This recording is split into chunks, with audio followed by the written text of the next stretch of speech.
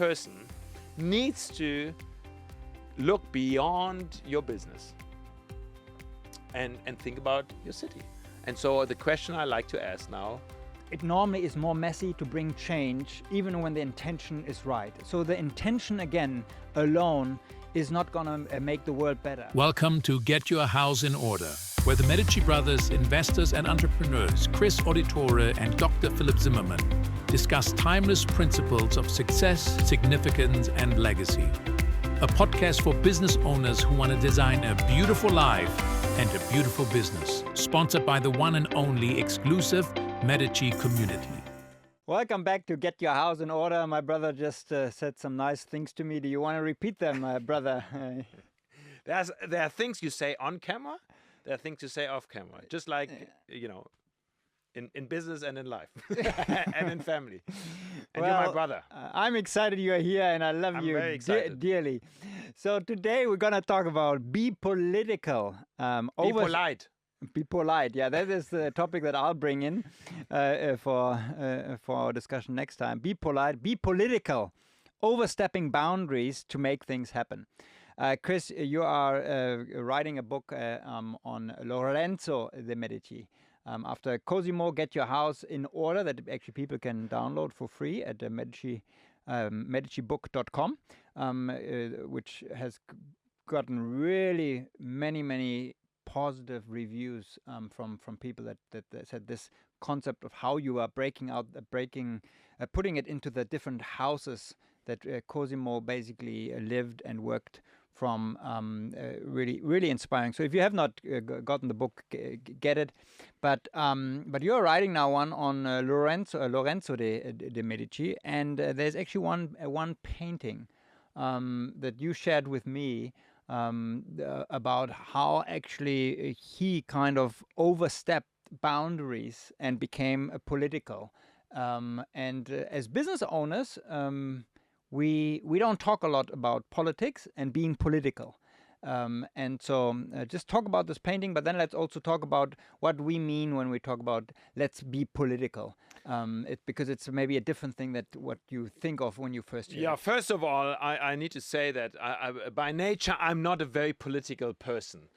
I've always been interested in politics, so I'm a ferocious newspaper reader. I did my first abonnement of the German Frankfurter Allgemeine Zeitung when I was 16, and I still see myself. Did you read it, or in the morning? In the morning, this is when we literally had papers, not iPads, and in the morning, starting to read. I would actually get up before school to read the newspaper. Okay, now to all the young people who are listening to this podcast or watching it, you can actually get up before school to read newspapers or to do some good reading. And so I've always been interested in reading about world politics. And I look at 3 different newspapers, actually also in 3 different languages, now every day. So I've always been a student, but I'm not political. And what do I mean there? That I know some people who are, and that's why I know the difference. So I've got a son. His name is Alfonso. It's my middle son, and he's totally different from the first son, Carlos, and the third son, Cedric, in the sense that he absolutely has opinions about politics. Okay, and he gets so, as passionate as I can. About everything, every aspect. Every aspect of it. So as passionate as I can talk about, business and legacy and all these topics, he can talk about politics. And Leslie, he gets out all the guns. He has arguments. And he goes deep. Yes. He goes deep. He listens to political commentaries. He listens to podcasts for hours and hours. He actually loves walking and listening to it while he's walking. He's in the gym listening to it. I'm absolutely astonished. And so, he just turned 18, but he's been doing that for a number of years. And he's very knowledgeable. Well, just saying, he has a political gene in himself. Also, I'm thinking of my father-in-law, so Andrea's dad. For the last 25 years, as we've been married, whenever we're, visiting with the family, he doesn't want to talk about business. He doesn't want to talk about family. He wants to talk about politics. Okay, and we've had some fights. Because again, I'm not so political and not so opinionated. I've got lots of opinions, but I'm not opinionated when it comes to politics oftentimes. And he's picked some fights with me, and we've had we've ruined some Nice Christmas holidays over some good arguments. Anyhow, but so with that kind of introduction, when I studied more of the Medici family, here's one of the things that I observed, that the clean categories that we have, they basically collapse during the Renaissance time and the way the Medici family operated. Here's what I mean by this. If you're in business, you're not in politics. If you're working for the church, you're not in business. If you're are in healthcare, you're not in technology. If you are in engineering, you're not into biochemistry, or unless it's it kind of collapsed. But here's what I say: we have different categories on how we've structured the world. And what I've seen with the Medici family is that they intentionally overstepped boundaries in order to make things happen. And so I've been challenged in this area like crazy the last few years. And I actually believe business people need to be in politics. And I've written a whole chapter on this in my new and upcoming book on Lorenzo de Medici. And I'm basing it off a fresco painting. Let me talk about that. And perhaps, we can put this here into the video format of this podcast. And it is a chapel, the Sassetti Chapel in Florence, that actually not Lorenzo commissioned, but one of his bank managers. So an employee working in business commissions Ghirlandaio to do a fresco in a church. Okay, now if you know church buildings, they have within a church sanctuary, there are different chapels. And the way it worked back then is basically a family could adopt a chapel and pay for the chapel, pay for the construction, and pay for the design, the fresco or the altar, or whatever was, the painting in the altar, in the chapel.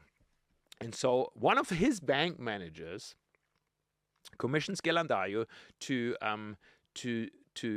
paint a fresco, and this fresco, let me just kind of put it in my blunt German ways, is a mess of categories. Because it's in a religious environment. We're in a church, and it has some influential bank business people in the painting. So actually Sassetti is in the painting. Lorenzo is in the fresco. Oh, it's not a painting, it's a fresco. The children of Sassetti are in the fresco. Lorenzo has his family kind of being introduced into the painting, but then into the fresco. And then in the backdrop, it's actually the Franciscan order. It's Franciscus receiving in Rome, kind of in front of the Pope, the confirmation of his order. And it's in the backdrop. It's a Rome scene painted into Florence. And I can't discuss. You have to read my next book here. Discuss the whole painting. But here's basically what this is. It's a destruction of categories. It's a political statement in a religious environment done by business people, which normally you would say, you need to keep this all separate. If you're business in business, in church, you do church. In politics, you do politics. And so here is what basically I'm learning. Okay, so I'm not the expert here, but I actually believe that business people need to be political. Yeah, and political is not in a sense just being in a party and kind of having an agenda that is one way, but what we are talking about, and we've discussed this many times even over the years, is that there is a responsibility as a business owner for your city. And so what you in your chapter you talk about the definition, the Greek definition of politics, Just give that definition here for a second. Well, it's the responsibility for the commune. This is politics comes from the ancient Greek world, and there were the responsibility for the city. So before there were big countries and big kings and stuff who were just kind of thinking about their big territory, it's kind of more the city development. As cities emerged within society, there needed to be some structure and organization on how the city functions. Yeah. And it was really out of a necessity of co-inhabitants, of living together, that someone needed to structure the city. Okay. Now, before, you had people officially elected to just run as full-time politicians. It was actually the business people who took responsibility beyond their business for the structuring and the ordering of the city.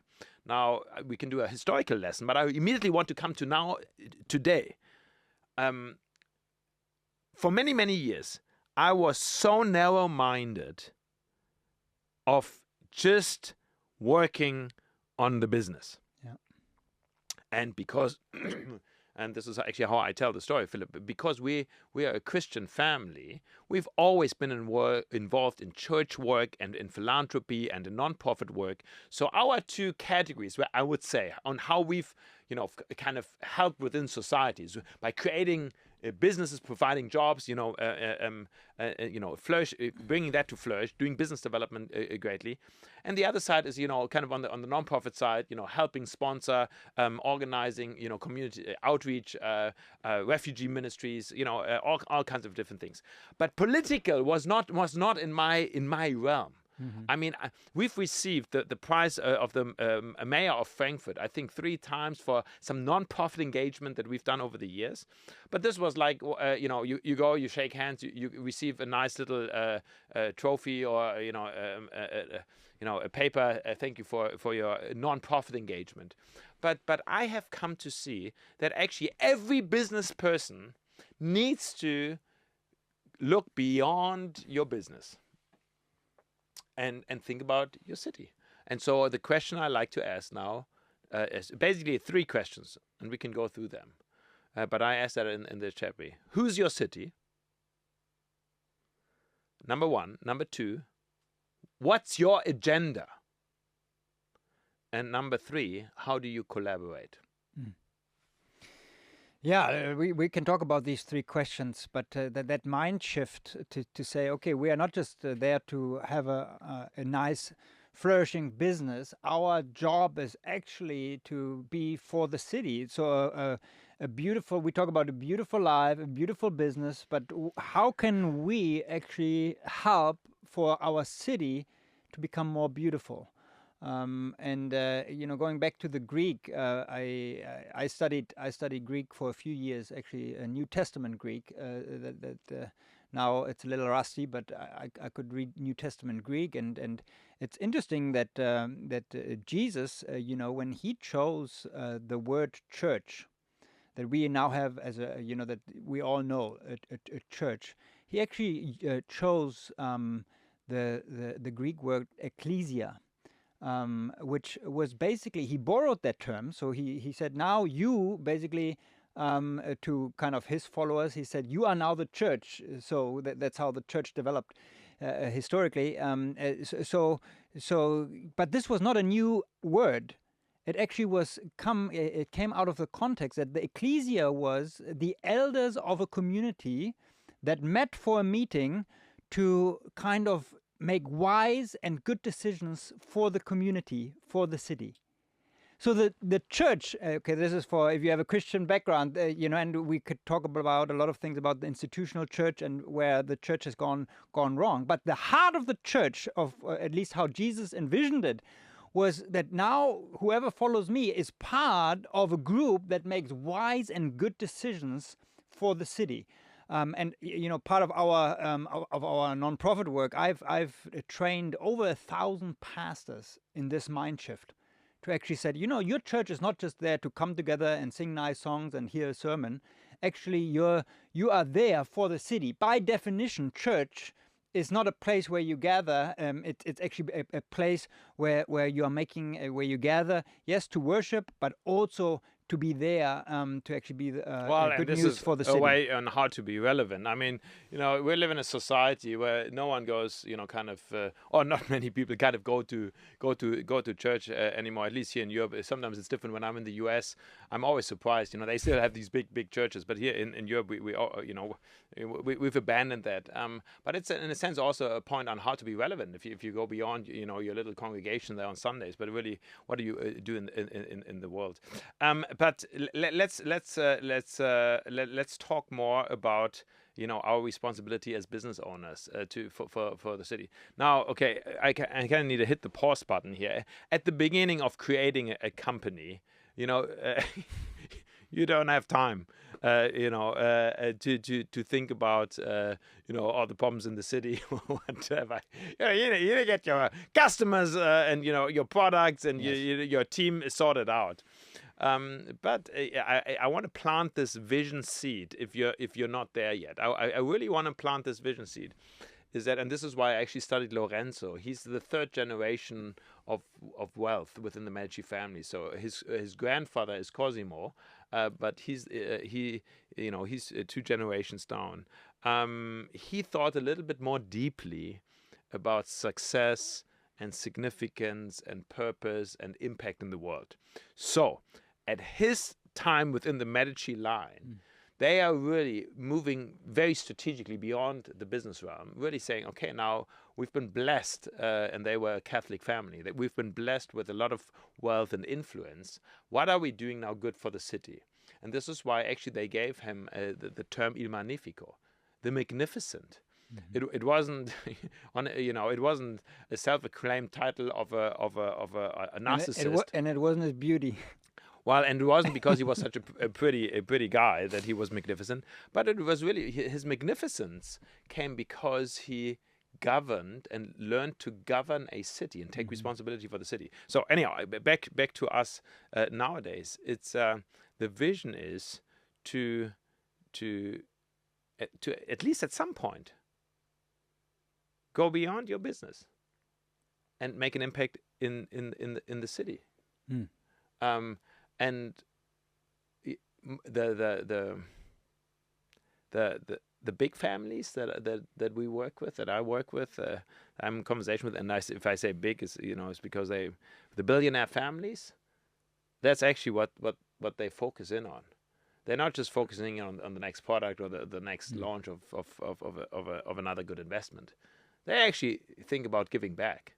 They think about now making an impact in this world, and that has something to do with politics. Now, I'm saying that in a time also. I know that a lot of us are also kind of, let's say, negatively appalled by some way on how politics is being done. Yes. I mean, if you want to pick a fight, just put a political comment on your Facebook, or and you'll have 25,000 people kind of commenting negatively on this. But I understand that. But still, I would say we need to figure out what are we doing for the commune, because this is where the term politics comes from. What are you doing for your environment? So one of the favorite sessions when we have a Medici gathering, the last one, we had a section called Grill the Prime Minister. So we had a former Prime Minister with us. Last time, actually, we have this session with another Prime Minister here, also at our next gathering. And basically, the idea is that the members can ask the Prime Minister any question that they want. But I remember kind of really last time, almost like that call to business owners to saying, you matter. You have more influence in a positive sense than you can imagine, and you need to get involved. And that was really kind of coming from a politician to the business owners, like almost like pleading, we need you. You need to get your act together. Your gifts, the way you think. We are very different. Entrepreneurs are different, but they are needed in all other areas of society as well, and not just only in business. And so whenever we can give our gifts as entrepreneurs into other spheres, we can produce a lot of good. having said that, is like also I want to kind of make this caution, because it just reminded me when you said that. You know, you and I, Chris, we can be very passionate about causes. We can be passionate about wanting to make the world a more beautiful place. But you need to stay humble at the same time. I have met too many good business people who all of a sudden went down a rabbit hole of one agenda and almost become fundamentalists in wanting to do good, and then it's black and white. It's good and bad. You know, the other ones are all evil, and it becomes almost like now you feel like that one agenda or that one policy is going to make everything great. And I've been involved enough in the details that it normally is more messy to bring change, even when the intention is right. So the intention again alone is not going to make the world better. It actually there's more to it. I love reading theology, and one of my favorite theologians, he once said, 80% of my theology is great, 20% is wrong. I just don't know which 20%. That's a good one. And as a humble German, I would say 90% of my beliefs are right and 10% are wrong. But I don't know which 10%. And it's the same with our political agendas. You need to have a conversation with Alfonso, please, about this. Because we all, and whenever I get feedback on that, it's like, hey, where have you, Alfonso, changed your mind over the last few years? And we all have changed our minds. And so we all know that in the next few years, we will change our minds again. And that's why, at least even if we want to get involved and we want to be political in the city, we need at least stay gracious and humble in the process, that we might even be wrong. Even our agenda, some of the best political agendas that came out of good intention have done more harm than good when they were actually done in practice. This communism and Marxism, the principal idea, yes, sounds wonderful. In practice, it's crap. If you ask my humble opinion here about this, I want to talk about patience for a second. So the reason I never wanted to be involved in politics, because I don't have patience. And in politics, one of the things that I looked at is like, you need to take things through this process. Patience and compromise. Yeah. 2 words that we are cuss words. That are cuss words, and you need both. Patient. But let's talk about if you are working on a city, and getting parties involved, rallying the community to kind of do a community project. I mean, that takes some patience. And so this is, in a sense, so here's how I would say, in my simple mind, how I would like to put it. Like in my business, I'm not patient, okay? So I don't want to be patient ever in business, because this is where we can, shake things up and get things moving. But that's why it's almost like a little bit of a therapy to also have some political, projects going, because we train our patience a bit. It's a good thing. It's a good exercise. Is actually to work on some things and actually join some committees, where we raise our voice and we can make a point. Yeah, and patience, and I mentioned compromise. Democracy by definition is we actually make compromises, and you never get your way. And in business, we are trained. Basically, that's what we are proud of. We are the boss. We are the ones who are making the decisions. And then it's a different mindset. It's a different basically a way of really trying to do something good. Yeah, but let me talk about about the third question that I raised, is about collaboration. So really, political work always needs collaboration, and so this is actually a skill set that I think business leaders need to develop, is collaboration. How do you collaborate? So not everyone is kind of an employee to you. You can't hire everyone. And there's some stuff, also in expanding your business, where you need to, and in business terms, we talk about joint ventures. Okay? Now, a good joint ventures comes with complementary but different kind of strengths bringing to the table and then working it out together. And I think this is actually something that we need to develop. It's a whole different definition of leadership. So some people think leadership is always top down. You're just leading people, that are in the hierarchy under you. But that's not true. You need this. If leadership is basically influence, you are influencing people. You need to lead, to the people who are next to you. So you need to know how to lead to peers. It's a different way of how you lead when people are in the hierarchy below you, so to speak. And you have to learn how to lead up. So people who are actually on, on the hierarchy more up. So in organizations, that's basically people have to understand that, because people think always leadership is just one-dimensional. But in the city, if you realize there are some people who are on, or who are also business owners, that when you learn the art of influencing them and leading them, you can actually, teamwork makes the dream work. The old cheesy saying. But you actually need a team to make the dream work. You need it in business. If it's just your dream is not big enough. But if it's for the city, you actually need a bigger team, and you need to learn how to lead 360 degrees. Yeah, and one of my encouragements would also be, last year in 2024, we received for our engagement with the Medici community, we received a recognition by the mayor of Florence. Golden Lion, an official award. In fact, here it is. This is the one.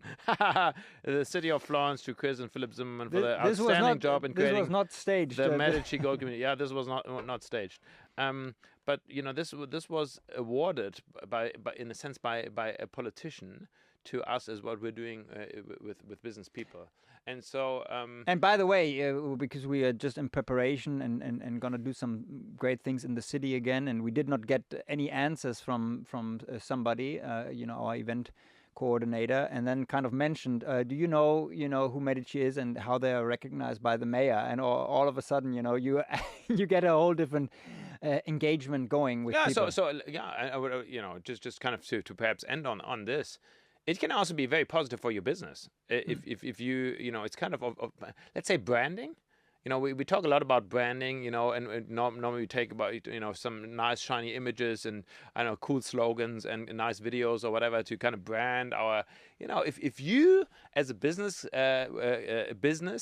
do something in your community.